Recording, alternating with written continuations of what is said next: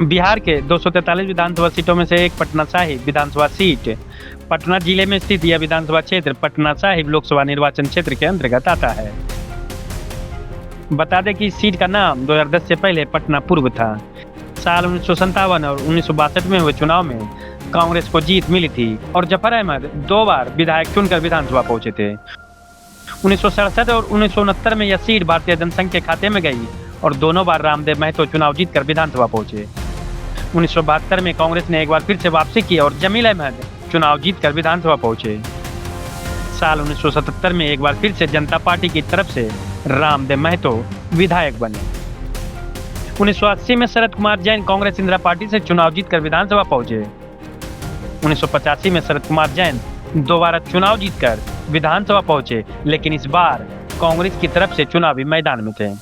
साल 1990 में जनता दल के महताब लाल सिंह चुनाव जीतने में कामयाब रहे और विधानसभा पहुंचे। साल 1995 में हुए विधानसभा चुनाव में पहली बार बीजेपी ने यहां पर कमल खिलाया और नंदकिशोर यादव विधायक चुनकर विधानसभा पहुंचे। इसके बाद साल 2000, 2005 के फरवरी, अक्टूबर, 2010, 2015 और 2020 में भी इस सीट पर बीजेपी का ही कब्जा रहा और नंदकिशोर यादव ने लगातार 7 बार यहां कमल खिलाया और जनता ने विधायक चुनकर विधानसभा भेजा। साल 2020 विधानसभा चुनाव में इस सीट से बीजेपी के नंदकिशोर यादव ने जीत हासिल किया था। उन्हें 97,692 वोट मिले थे, जबकि कांग्रेस के प्रवीण सिंह को 79,392 वोटों के साथ दूसरे स्थान पर संतोष करना पड़ा था। लेकिन 2025 में स्थितियां बदल गई है और इस बार नंदकिशोर यादव बीजेपी की तरफ से मैदान में नहीं है। आगे हम 2025 को लेकर बताएंगे कि आखिर क्यों 7 बार के विधायक नंदकिशोर यादव का टिकट काट दिया गया। अब अगर आंकड़ों के हिसाब से बात करें तो साल 2015 के विधानसभा चुनाव में इस सीट पर बीजेपी के नंदकिशोर यादव ने आरजेडी के संतोष मेहता को 2,792 वोटों से हराया था और विधायक चुनकर विधानसभा पहुंचे थे। वहीं 2010 में हुए विधानसभा चुनाव के परिणामों पर नजर डालें तो इस सीट पर बीजेपी के नंदकिशोर यादव ने कांग्रेस के परवेज अहमद को 65,337 वोटों से हराया था और विधायक चुनकर विधानसभा पहुंचे थे। वहीं 2005 में हुए विधानसभा चुनावों के परिणामों पर नजर डालें तो इस सीट पर बीजेपी के नंदकिशोर यादव ने राजद की भारती देवी को 35,970 वोटों से हराया था और विधायक चुनकर विधानसभा पहुंचे थे। नंदकिशोर यादव को कुल 70,148 वोट मिले थे।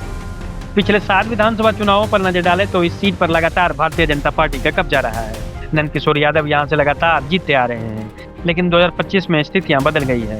2025 के विधानसभा चुनाव में बीजेपी ने पटना साहिब से 7 बार के विधायक नंदकिशोर यादव का टिकट काटकर रत्नेश कुशवाहा को अपना प्रत्याशी बनाया है। वहीं अब इस सीट पर मुकाबला रोचक हो गया है। हालांकि महागठबंधन के लिए बीजेपी के इस किले को भेद पाना अब भी आसान नहीं रहने वाला है, लेकिन राजनीति में कुछ भी असंभव नहीं है। अब सवाल यह है कि क्या सीट कट जाने से बीजेपी के इस किले को भेद पाना आसान होगा, या तो चुनाव के बाद पता चलेगा। लेकिन अगर साल 2025 का चुनाव जनता के मुद्दों पर होगी और मुद्दों की जीत होगी तो बिहार में बहार होगी। आपको क्या लगता है बिहार में किस मुद्दे पर चुनाव होना चाहिए? आप अपना राय आप हमें कमेंट बॉक्स में जरूर बताएं। आज के अंक में बस इतना ही। वीडियो अच्छा लगा हो तो इसे लाइक करें और शेयर करें। और अभी तक आपने हमारा चैनल समाचार फॉर फुल को सब्सक्राइब नहीं किया है तो चैनल को सब्सक्राइब कर लें, ताकि आपको बिहार विधानसभा चुनाव के खबरों का नोटिफिकेशन सबसे पहले मिल सके। तो एक बार खड़ा होकर के इनका अभिनंदन करिए। आजकल नीतीश कुमार जी पकड़वा मुख्यमंत्री हो गए। जंगल राज वालों के झूठ और धोखे, उससे आगे भी सावधान रहना बहुत जरूरी है। एक केंद्रीय नेता है जो दिल्ली से आते हैं। लालू नीतीश मोदी का राज की जनता का राज। हम तो कहेंगे कि कांग्रेस को अकेले चुने। तेजस्वी आपको वचन देता है, जरा खूब ताली बजाओ इनके लिए।